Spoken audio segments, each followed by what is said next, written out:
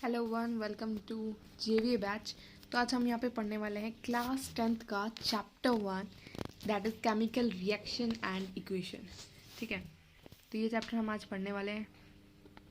तो स्टार्ट करते हैं इस चैप्टर को। तो इस चैप्टर में सबसे पहले हमें क्या पढ़ना है कि जो केमिकल रिएक्शन क्या होता है सबसे पहले। ठीक है, केमिकल रिएक्शन क्या होती है। केमिकल रिएक्शन मतलब एक ऐसी रिएक्शन जिसमें न्यू सब्सटेंसेस फॉर्म होते हैं। क्या होते हैं? न्यू सब्सटेंसेस फॉर्म होते हैं। कैसी प्रॉपर्टीज़ के साथ? न्यू प्रॉपर्टीज़ के साथ फॉर्म होते हैं। समझ गए? केमिकल रिएक्शन क्या होते हैं? ये केमिकल प्रोसेस बोल लो, ये केमिकल चेंज बोल लो। ठीक है, तो केमिकल रिएक्शन या केमिकल चेंज क्या होता है? जिसमें न्यू सब्सटेंसेस बनते हैं और वो कैसी प्रॉपर्टीज़ के साथ होते हैं? न्यू प्रॉपर्टीज़ के साथ फॉर्म होते हैं। तो उन्हें हम कहते हैं कैसे? Chemical reaction, chemical change. ठीक है, ये जनरली इरिवर्सिबल होती है।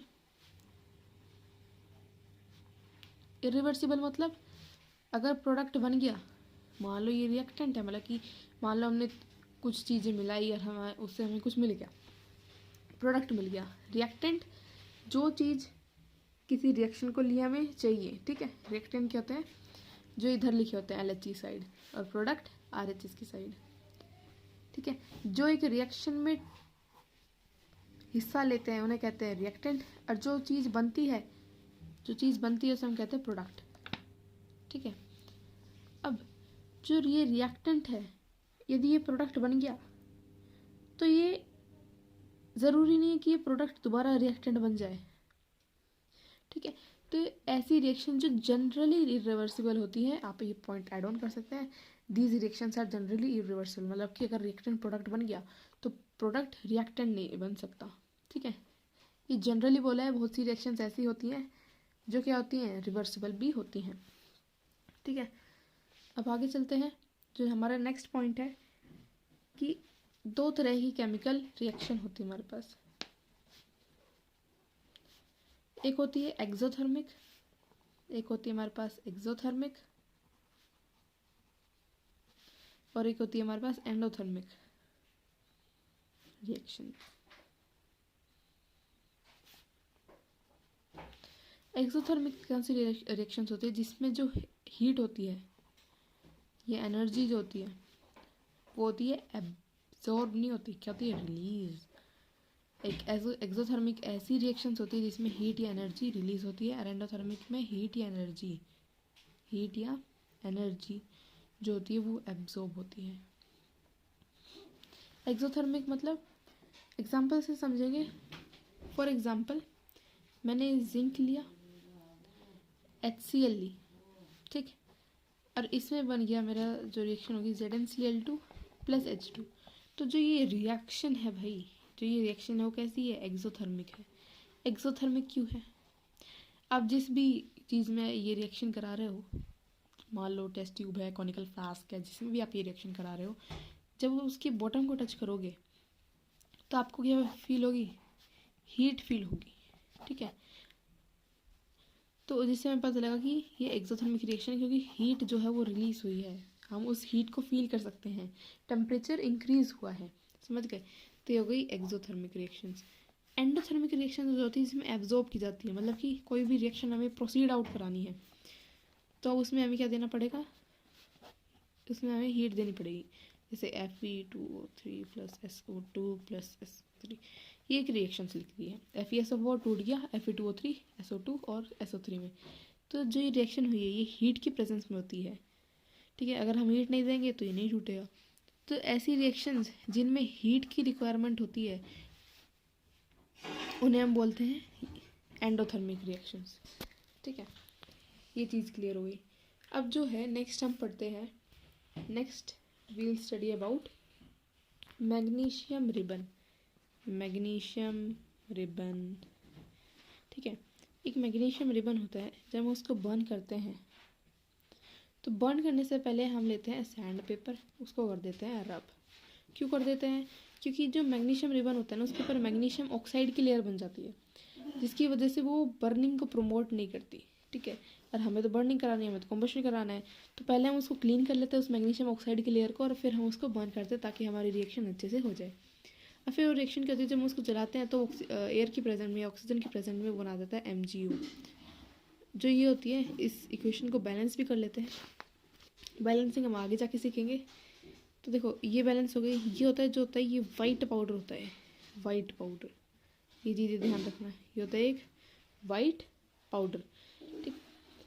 और जो ये रिएक्शन है ना, जो ये रिएक्शन है, ये क्या होती है, ये जो रिएक्शन है ये डेजलिंग फ्लेम देती है। कैसा फ्लेम देती है? डेजलिंग फ्लेम, ठीक है। ये इंपॉर्टेंट क्वेश्चन है। ये हो गया एग्जाम पेपर से क्यों रब करते हैं। ये रिएक्शन भी हम आगे पढ़ेंगे, ये इंपॉर्टेंट होती है।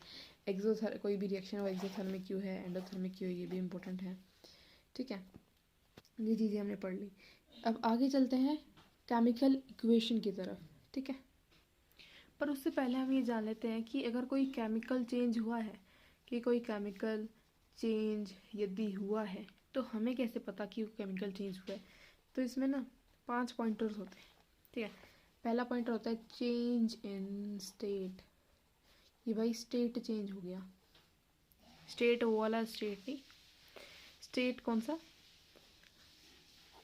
कि गैसेस था लिक्विड में चेंज हो गया, लिक्विड था सॉलिड में बन गया। मतलब कि ये हमने कोई रिएक्टेंट्स लिए वो गैसियस फॉर्म में थे, और हमने जो प्रोडक्ट पाए वो लिक्विड फॉर्म में पाए। मतलब कि वो किसी भी कैसे भी हो सकता है, ठीक है। अलग अलग रिएक्शंस में अलग अलग तरह से होता है। तो अब देखो ये हो गया change in state. For example मैं लिखूँ तो H2 + O2 गिव्स H2O। तो जहाँ पे ये H2 है ना, ये लिक्विड फॉर्म में है, ये O2 ये गैसियस फॉर्म में है। इसको कर दो बैलेंस, बैलेंस बैलेंस बैलेंस, हो गई बैलेंस, ठीक है। बैलेंस आगे जाके सीखेंगे इसी वीडियो में। तो यहाँ पे देखो ये गैसेस था, ये गैसेस फॉर्म में था, बनी हमारे पास लिक्विड। क्या बन गया हमारे पास? लिक्विड फॉर्म में आया। तो चेंज स्टेट का चेंज हो जाए, किसी भी फॉर्म का चेंज हो जाए, तो समझ लो कि केमिकल चेंज हुआ है, केमिकल प्रोसेस हुआ है। सेकंड आता है change in temperature. Change in temperature, यदि टेम्परेचर चेंज हो जाए, ठीक है, तो क्या होगा, वो भी एक केमिकल रिएक्शन होगी। जैसे अभी बात करी कि Zn + HCl give ZnCl2 + H2। तो इसमें क्या है, ये एक्सोथर्मिक रिएक्शन है, मतलब कि हीट आपको दी गई है, तो टेम्परेचर चेंज हुआ है, ठीक है, टेम्परेचर इंक्रीज हो गया। थर्ड जो आता है वो होता है change in colour. Change in colour, कि कलर चेंज हो गया। इसकी बहुत अच्छी रिएक्शन जो है NCERT CBSE की प्यारी इक्वेशन। इसमें क्या होता है, Fe लेंगे, CuSO4 लेंगे, उसको जब हम रिएक्ट कराएंगे तो बन जाएगा FeSO4 + Cu। तो जहाँ पे ये CuSO4 है, ये होता है ब्लू कलर का। वही कैसा कलर का होता है? ब्लू। FeSO4 कौन से ग्रीन का होता है? Light green, light green colour का होता है FeSO4। तो ब्लू से क्या बन गया? लाइट ग्रीन बन गया, मतलब कि चेंज इन कलर हो गया। Next is evolution of gas, कि भाई कोई गैस एवोल्यूशन हो, किसी गैस का एवोल्यूशन हो गया। एवोल्यूशन ऑफ गैस मतलब कि कोई गैस रिलीज हो गई किसी रिएक्शन के द्वारा, जैसे यहाँ पे H2 हो गई थी, तो हाइड्रोजन गैस रिलीज हो गई, मतलब कि एक केमिकल चेंज हो चुका है। पांचवा आता है formation of PPT। Formation of PPT, formation. तो नेक्स्ट जो चीज़ होगी वो हमारे लिए होगी formation of PPT। Formation of PPT मतलब, अब PPT क्या होता है? सबसे पहले तो ये समझ ले भाई, PPT मतलब प्रेसिपिटेट। प्रेसिपिटेट मतलब एक ऐसी इनसॉल्युबल चीज़ जो कि वाटर में सॉल्युबल ना हो। एक ऐसी चीज़ होती है जो कि वाटर में सॉल्युबल नहीं होती, मतलब कि इनसॉल्युबल होती है वाटर में, उसे हम कहते हैं PPT। और इसी इनसॉल्युबल चीज़ को हम क्या कहते हैं? PPT कहते हैं। समझ आया? अब एक रिएक्शन होती है जैसे Na2SO4 + BaCl2 gives BaSO4 + NaCl। देखो इस रिएक्शन को वो मत करो, मतलब कि ऐसे मत देखो ये केमिकल रिएक्शन कैसे लिखी गई है, ये मत समझो। यहाँ पे ये समझो कि जो BaSO4 है ये एक PPT की फॉर्म में बना है। BaSO4 PPT की फॉर्म में बना है, ठीक। ये कैसी PPT है? वाइट PPT, वाइट कलर का PPT है, ठीक है। तो यहाँ पे यही समझो कि यहाँ पे एक वाइट PPT बन रहा है, मतलब प्रेसिपिटेट बन रहा है जिसका नाम है BaSO, ठीक है। तो रिएक्शन हो गई। तो ये जो 5 पॉइंटर्स हमने अभी डिस्कस करे हैं, ये समझ लो, ठीक है। अब एक लास्ट चीज़ पढ़ लो आज के लिए, और वो है बैलेंसिंग। बैलेंसिंग, अब देखो बैलेंसिंग में इतना कुछ है नहीं, ठीक है, लोग बेफालतू में डरते हैं। देखो बैलेंसिंग मैथ की तरह है, ठीक है, क्या है, जितनी प्रैक्टिस करोगे उतनी अच्छी है, ठीक है, ठीक है। तो बैलेंसिंग में क्या होता है समझो, बैलेंसिंग इक्वेशन,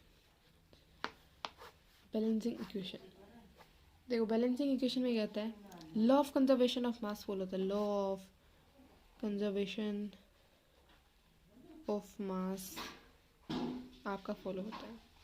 मतलब रिएक्टेंट में जितना मास होगा, इतना जितना रिएक्टेंट की साइड मास होगा उतना ही प्रोडक्ट की साइड क्या होगा, वही मास होगा। अरे बोलो, समझ आया? फॉर एग्जाम्पल एक रिएक्शन लिख लेते हैं, जैसे कि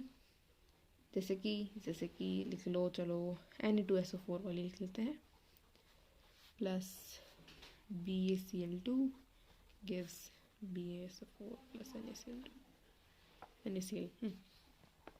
तो इसमें देखो भाई, जो ये रिएक्शन है, इसमें इधर दो Na है, इधर तो 2 Na है, ठीक है भाई, पर इधर देखो भाई, इधर एक Na है। और ध्यान रखना, जब भी कोई केमिकल चेंज होता है या कोई भी केमिकल रिएक्शन होती है, तो उसमें एक एटम किसी दूसरे एटम में नहीं बदलता, किसी दूसरे एटम में नहीं बदल जाएगा। मान लो मैग्नीशियम था, ऐसा नहीं है कि जिंक में बदल जाएगा, ठीक है, ऐसा नहीं है कि हाइड्रोजन था तो वो कार्बन में बदल जाएगा, ऐसा नहीं होता है।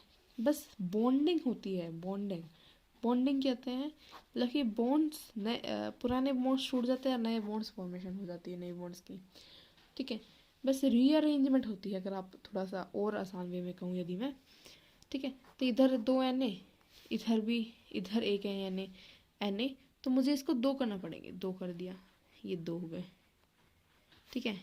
SO4 एक, B1 Cl2 2, Cl भी 2, तो ये इक्वेशन बैलेंस, मतलब कि जितने इधर इसके एटम हैं उतने ही इसके यहाँ एटम होने चाहिए। समझ में आया? तो यही केमिकल रिएक्शन। अब इसको और प्रिसाइज करने के लिए हम कई बार इसके जो स्टेट होते हैं वो भी लिख देते हैं, ठीक है, तो हम इनके स्टेट भी लिख देते हैं, ठीक है। G for gaseous, L for liquid, S for solid. अरे एक होता है ये AQ, भाई ये AQ क्या होता है? कुछ नहीं होता, ये एक्वस होता है। एक्वस मतलब कोई ऐसी चीज़ जो वाटर में प्रेजेंट हो, वाटर के साथ सॉल्यूशन की फॉर्म में प्रेजेंट हो, उसे हम एक्वस कहते हैं। कोई भी चीज़ जो वाटर के साथ सॉल्यूशन फॉर्म में प्रेजेंट हो, उसे हम कहते हैं एक्वस। समझ आया? समझ आया? बोलो, ठीक है। ये चीज़ हो गई, ये चीज़ समझा दी। अब एक होता है कैटलिस्ट। ये कैटलिस्ट क्या होता है? कैटलिस्ट कोई नई चीज़ नहीं। कैटलिस्ट क्या करता है, आपके रेट को, किसके रेट को, रिएक्शन के रेट को बढ़ा देता है, रिएक्शन के रेट को बढ़ा देता है कैटलिस्ट, ठीक है। जैसे एक रिएक्शन होती है CO plus H2 gives CH3OH, तो इस रिएक्शन में हम 340 ATM प्रेशर देते हैं, तभी ये रिएक्शन होती है, ठीक है। तो ये कैटलिस्ट की तरह काम कर रहा है। ऐसे आपकी फोटोसिंथेसिस रिएक्शन होती है, जैसे 6CO2 प्लस 12H2O। ये 12 ध्यान रखना, यहाँ पे बच्चे गलती करते हैं। 6CO2 plus 6O2 plus 6H2O, और आपका C6H12O6 जो होता है, ये आपका ग्लूकोज होता है, ठीक है। ये समझ लो। तो जो ये रिएक्शन होती है सनलाइट की प्रेजेंस में होती है, सनलाइट की प्रेजेंस में होती है, और यहाँ पे क्लोरोफिल होता है, क्लोरोफिल इज प्रेजेंट। तो ये होने ज़रूरी है, मतलब कि ये इम्पोर्टेंट कैटलिस्ट है जो आपकी रिएक्शन को प्रमोट करेंगे, ठीक है। तो ये होगी फोटोसिंथेसिस की रिएक्शन, फोटोसिंथेसिस है ना। चलो, ये हो गई फोटोसिंथेसिस की रिएक्शन, जो कि एक एंडोथर्मिक रिएक्शन है। क्यों एक एंडोथर्मिक रिएक्शन है? क्योंकि यहाँ पे सनलाइट दी है, मतलब कि हीट दी है, हीट इज़ एब्जॉर्ब्ड, समझ आया? सो आज के लिए इतना ही, दैट्स ऑल फॉर टुडे। अब अगला जो हम टाइप्स ऑफ केमिकल रिएक्शन है अगली बार अगले वीडियो में पढ़ेंगे। तो आज ही था, एंड थैंक यू।